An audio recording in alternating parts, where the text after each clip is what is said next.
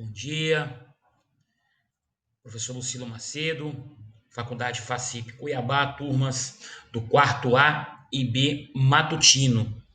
Hoje, dia 5 de novembro de 2020, vamos então hoje na nossa aula Direito Penal 3, fazer a vista de prova da disciplina Direito Penal 3, da prova N2, ok? Então vamos começar. A prova constava então 7 questões, sendo 5 questões objetivas e 2 questões subjetivas, né? 5 objetivas e 2 objetivas. Então vamos lá fazer a vista dessa prova. É claro que cada um tem uma alternativa, a questão saiu diferente, mas a gente vai fazer toda a análise de cada uma das alternativas, tá ok? Então vamos lá. Primeira questão. No que se refere às lesões corporais, assinale a alternativa correta. Lembrando que lesões corporais ela está prevista no artigo 129 do Código Penal, sendo ela leve, grave, gravíssima, seguida de morte, culposa, privilegiada, enfim, né? Então vamos lá, as lesões corporais. Primeira alternativa. Constitui circunstância agravante o fato do delito ser praticado contra cônjuge ou companheiro, né? Ainda de prevalecer-se o agente de relações domésticas, de coabitação ou de hospitalidade, né? Então essa primeira alternativa ela está equivocada porque isso não é uma circunstância agravante, né? As circunstâncias agravantes elas estão previstas, né? Elas estão previstas lá nos artigos 61 e 62 do Código Penal. Bom dia, André, tudo bem? Tranquilo? Joia? Bom dia, professor. Demorei que eu Beleza. tava fazendo um ovo. Tranquilo, André, sem problema nenhum, tá? Nós vamos fazer, André, primeiro a vista dessa prova, tá? Nós estamos fazendo a vista de prova, eu já comecei agora, é a primeira questão. Como você chegou agora, você e o Matheus, eu vou retornar, só para que vocês fiquem cientes, tá? Então, estamos fazendo a vista de prova. E a primeira, claro que você talvez esteja embaralhado na sua prova, só para ver se está ok, se tiver alguma divergência. No que se refere às lesões corporais, assinale a opção correta, né? Então, a primeira alternativa, constitui circunstância agravante o fato do delito ser praticado contra cônjuge ou companheiro, ou ainda de prevalecer-se o agente de relações domésticas, de coabitação ou de hospitalidade. Essa alternativa ela está errada porque não é uma agravante. A agravante ela tem previsão legal lá nos artigos 61 e 62 do Código Penal. Isso aqui é uma causa de aumento de pena, porque é uma fração, tá? Então não era essa a alternativa correta. Letra B. A lesão corporal será de natureza gravíssima se do fato resultar incapacidade por mais de 30 dias para suas ocupações habituais. Mais de 30 dias para suas ocupações habituais, isso é uma lesão corporal de natureza grave, né? Tem previsão, então, lá no 129, parágrafo 1º do Código Penal. Isso não é lesão corporal de natureza gravíssima, que é do parágrafo 2º, então essa alternativa está errada. Mais uma alternativa. Na hipótese de lesão corporal culposa, o juiz poderá deixar de aplicar a pena se as circunstâncias atingirem o próprio agente de forma tão grave que a sanção penal se torne desnecessária. Essa alternativa ela está perfeita, ela está correta, né? Aqui também admite-se o perdão judicial da mesma forma como o crime de homicídio culposo. Mas vamos ver as demais alternativas, talvez você ou o Matheus tenham marcado também. Vamos ver, analisar. Mais uma. Para o delito é irrelevante o fato do agente ter cometido o crime impelido pelo considerável valor social ou moral. Pelo contrário, é relevante e não irrelevante, uma vez que se ele cometeu o delito pelo relevante valor social ou moral, trata-se de uma lesão corporal privilegiada, né? Do mesmo jeito que nós temos lá no crime de homicídio privilegiado, tá? Então não era essa também a alternativa. Próxima.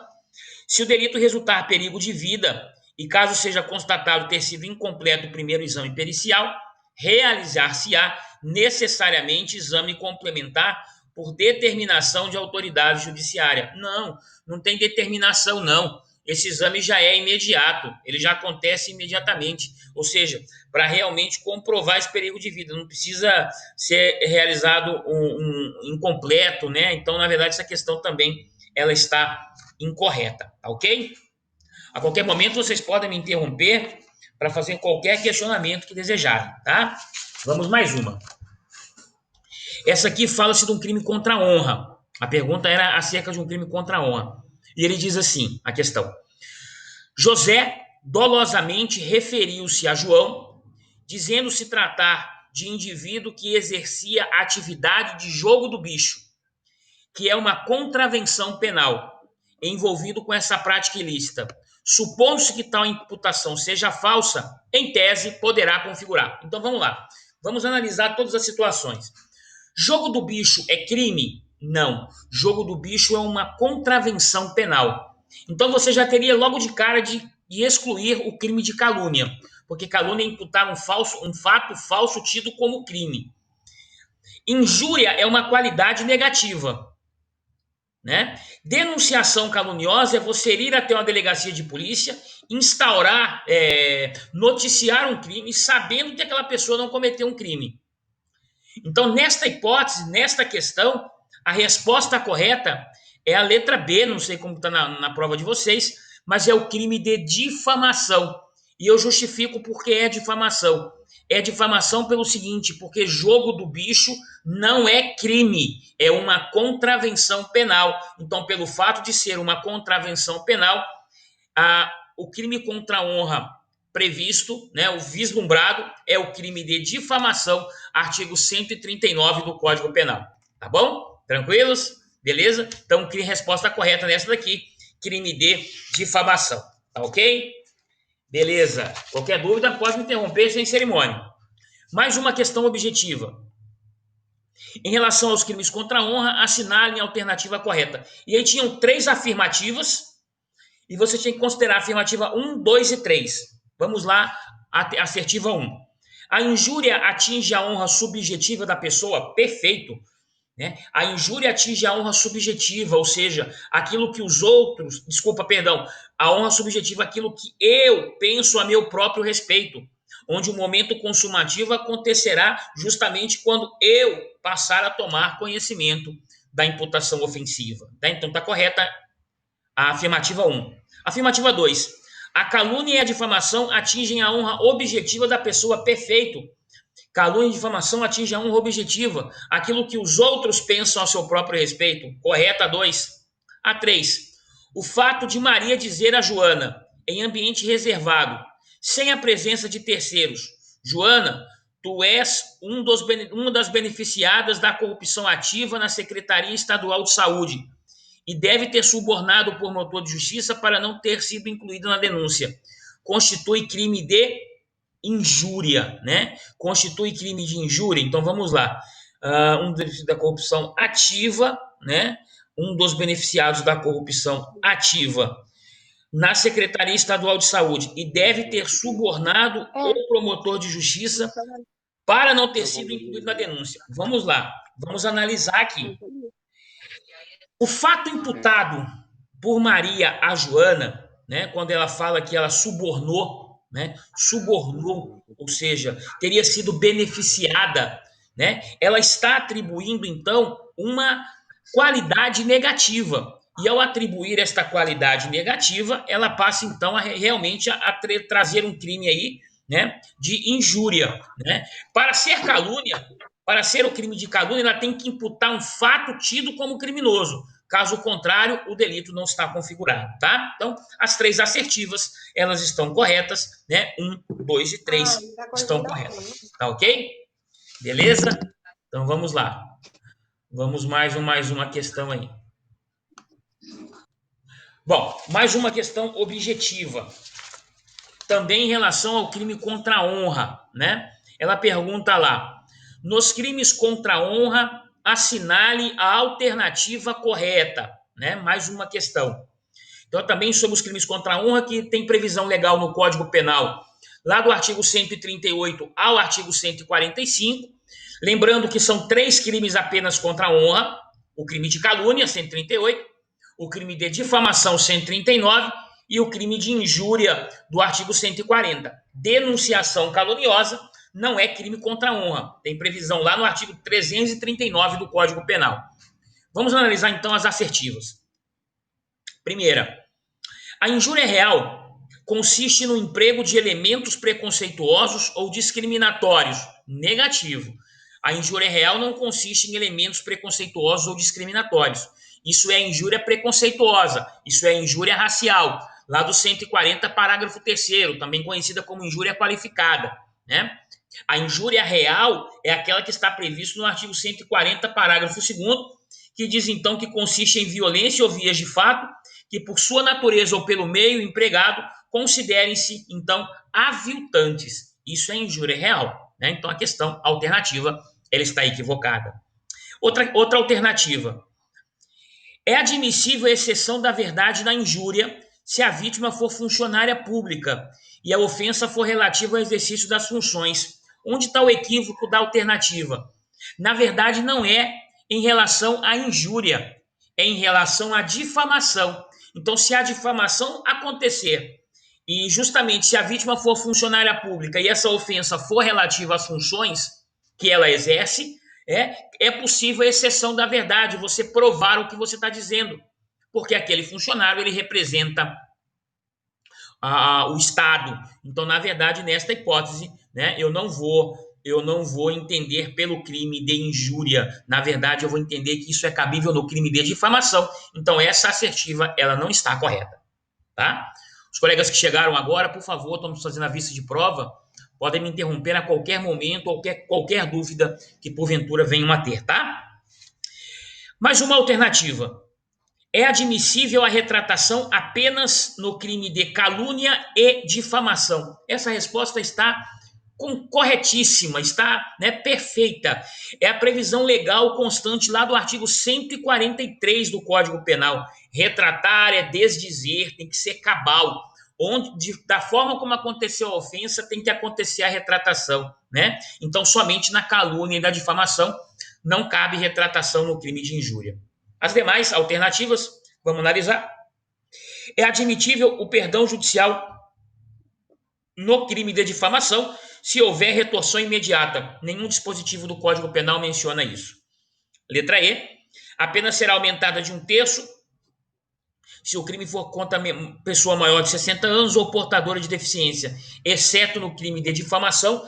Esta afirmativa está totalmente incorreta, porque em nenhum dispositivo dos artigos 138 ao 145 tem previsão legal destas causas de aumento. As causas de aumento de 1/3, elas têm previsão legal lá no artigo 141, ou seja, contra o presidente da República, né, contra o presidente da República ou contra o chefe de governo estrangeiro, contra funcionário público na presença de várias pessoas ou contra pessoa maior de 60 anos ou portadora de deficiência. Porém, ela não fala exceto no crime de difamação, né? Ele fala, na verdade, que acontece para todos os crimes. Ele não traz a exceção para o crime de difamação. Então, está errado justamente por isso, porque, na verdade, ele traz a causa de aumento, mas não traz a causa de aumento com exceção para o crime de difamação. Ele traz a causa de aumento para todos, segundo previsão do artigo 141 do Código Penal.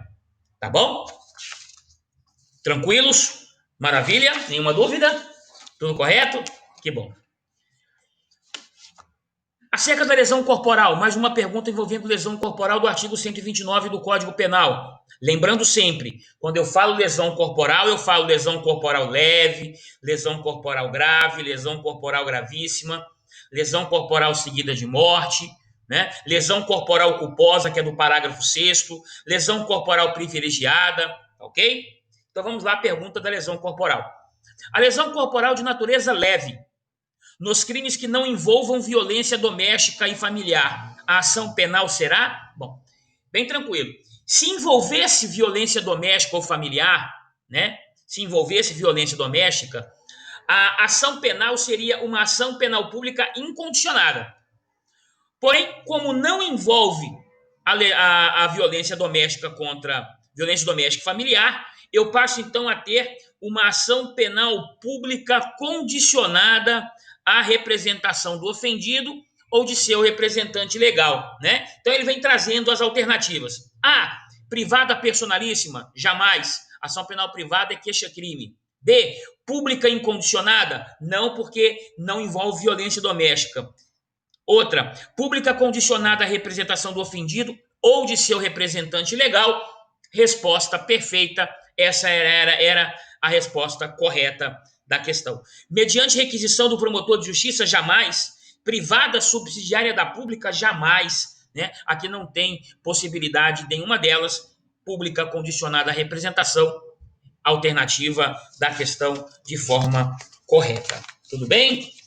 Bom, a questão também trouxe duas questões abertas, duas questões subjetivas que passaremos então a analisar agora. Vamos lá. A pergunta era assim: durante uma reunião de condomínio, com a presença de diversos moradores, tem início uma discussão em que Pablo, um dos condôminos, que era acusado de fazer barulho durante a madrugada, diz ao síndico que ele deveria preocupar-se com sua própria família, uma vez que sua filha mais velha era prostituta, uma vez que sempre era visto em casa noturna suspeita da cidade. Como deverá ser analisada tal conduta? Justifique e fundamente a sua resposta. Vamos lá. Colegas, chamar alguém de prostituta. Vamos imaginar o seguinte: se a pessoa for realmente prostituta, pode ser configurado o crime de difamação. Pode ser configurado o crime de difamação se ele quis realmente atingir a sua honra, né? Se ele quis atingir a sua honra, né? Beleza, então, vamos lá. Se ele quis atingir realmente a sua honra. Mas vamos lá. Se ele quis atribuir, chamando-a de prostituta, uma qualidade negativa, isso passa a configurar o crime de injúria. Então, essa questão, ela traz um crime de injúria, uma vez que ele atribui uma qualidade negativa a ela. A grande pergunta é: se você reconhecer o crime de injúria, artigo 140 do Código Penal, o momento consumativo do crime de injúria é quando aquele que é ofendido toma conhecimento do fato imputado. Se você reconhecer o crime de difamação dizendo, olha, ele afirmou que ela era garota de programa, e o fato de ser prostituta ou não, não é crime. Pode até ser verdade que ela é prostituta. O problema é que não é dele. Então, na difamação, imputa-se um fato falso ou verdadeiro. Então, vou considerar, se você marcou a difamação, só que você precisa mencionar que na difamação o momento consumativo acontece, né? Acontece quando terceira pessoa toma, porque atinge a honra objetiva, quando terceira pessoa toma conhecimento do fato imputado, e o crime de injúria quando a própria pessoa que sofreu a ofensa, ela passa então, né, a tomar conhecimento do fato imputado, porque o crime de injúria atinge a honra subjetiva. Tudo bem? Alguma dúvida em relação à questão? Alguém marcou de forma diversa? Alguém marcou um outro crime fundamentando de uma outra forma? Não? Não? Então tá bom. Vamos mais uma questão subjetiva. Era a última questão da prova. João e Mário, utilizando de artefatos explosivos para retirar dinheiro dos caixas eletrônicos de determinada agência bancária, às 23 horas e 50 minutos. No momento que estavam saindo da agência bancária, são presos por uma guarnição da Polícia Militar. Qual o crime vislumbrado? Existem causas de aumento de pena e qualificadoras? Então vamos lá. Qual o delito? Primeiro, trata-se de um crime de furto, né? O primeiro passo é que a questão ela é trazida como um crime de furto. Porém, o próprio Código Penal nos traz que quando você utiliza artefatos explosivos para a realização deste crime de furto, eu tenho então uma elevação em seu mínimo e em seu máximo da pena. Vamos só dar uma analisadinha aqui na nossa legislação, o que ela diz. Então, a própria lei, ela traz, né? A própria lei traz que tal situação configura, então, né, um crime de furto com a causa de aumento, uma vez que foi utilizado, então, pelo agente, os artefatos explosivos. Então, analisa comigo. Quando o crime de furto, no artigo 155, menciona lá, vamos dar uma olhadinha aqui,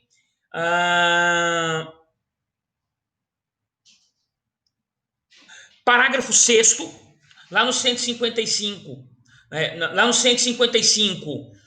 em seu parágrafo 4º, em seu parágrafo 4A, né? Seu parágrafo 4A, ele diz assim: a pena do furto será de 4 a 10 anos de multa se houver emprego de explosivo ou de artefato análogo que cause perigo comum.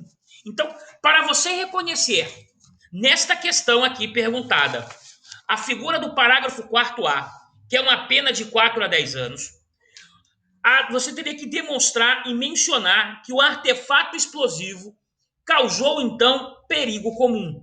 Caso não fique demonstrado que ele causou, então, perigo comum, eu não posso aplicar a modalidade qualificada de 4 a 10 anos. Por quê? Porque ele demonstra, né, que deve obrigatoriamente causar perigo comum. Outra coisa, se a subtração for desses artefatos explosivos, né, ou de substâncias explosivas ou acessórios, eu teria a responsabilização criminal pela modalidade do parágrafo 7º, o que não foi o caso. Na hipótese prevista, eu tenho a utilização. A questão não deixa evidente que houve perigo comum. Não se fala que tinham moradias próximas, que tinham pessoas passando na rua, né? Então a questão não deixa isso de forma evidente. Então, mas o fato de ter sido cometido por duas pessoas, por João e Mário, já acontece aí a modalidade do furto qualificado previsto no 155, parágrafo 4º, inciso 1. Então nós temos uma qualificadora no crime de furto. Outra coisa, qual o horário que esse furto aconteceu? Às 23h50, né? Então, às 23h50 é o horário em que as pessoas estão repousando.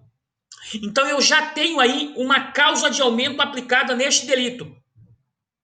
Ou seja, o furto noturno. Lá do 155, parágrafo 1º, que diz: quando o crime de furto é praticado durante o repouso noturno, a pena aumenta-se de 1/3. Não é o repouso noturno da agência bancária, é o repouso noturno da localidade, onde facilita essa consumação do delito. Então, automaticamente, aqui eu tenho a qualificadora pelo concurso de 2 ou mais pessoas, eu tenho essa qualificadora presente. Eu tenho que, na verdade, os artefatos explosivos, eles foram utilizados para eu poder chegar até o local. Isso é uma destruição de obstáculo. Eu tenho mais outra qualificadora e tenho a causa de aumento da figura do artigo 155, parágrafo 1º do Código Penal, que trata-se, então, de também um furto noturno. Beleza? Professor, o fato deles estarem saindo da agência bancária com dinheiro, o crime de furto é um crime material. Estaria consumado o delito a partir deste momento? E a resposta é negativa. Ou seja, quando ele está saindo da agência bancária e já é interceptado, neste momento da saída, ele é preso, ele não conseguiu ter para si, né, a vantagem daquele dinheiro. Então, não temos aí o entendimento de furto consumado. Esse entendimento é pacificado nos tribunais, onde se ele tivesse saído da agência, mesmo que por um tempo provisório, curto, ele tivesse a posse desse dinheiro, estaria consumado. Mas foi no momento da saída da agência bancária. Então nós temos aí a ocorrência de uma modalidade tentada, previsão do artigo 14, inciso 2 do Código Penal. A tentativa é uma causa de diminuição de pena, né? Então, este furto, ele foi um furto tentado, uma vez que não conseguiu, então, a consumação do delito por circunstâncias alheias à vontade do agente, foi preso quando estava saindo da agência bancária. Tudo bem? Alguma dúvida, colegas que estão presentes aí? Nós temos alguns colegas presentes. Vocês têm alguma dúvida em relação à correção dessa prova? Professor, eu não entendi quanto que vai consumar, então. Vai consumar. Teve uma mudança, Matheus, uma mudança, inclusive, pelo entendimento jurisprudencial, quando ele tiver, mesmo que uma posse tranquila da res furtiva. Vou dar o seguinte exemplo para você. Imagina que ele tenha conseguido sair da agência, já esteja chegando na sua casa. Este trajeto que ele saiu da agência e já está quase chegando na sua casa, ele já teve a posse. Ela não precisa ser uma posse definitiva. Mesmo que provisória, ele já tinha essa posse dessa res furtiva. Já tenho aí uma consumação do delito. Né? Eu não posso mais considerar, Matheus, a posse definitiva. Eu já estou na minha casa, já reparti com o meu comparsa o dinheiro, já está consumado. Não. Mesmo que provisoriamente, você tendo essa res furtiva, já está consumado, é o posicionamento atual pacificado, né, nos tribunais superiores. Mas, então, se ele for perseguido até a casa dele, não é consumado. Perfeito.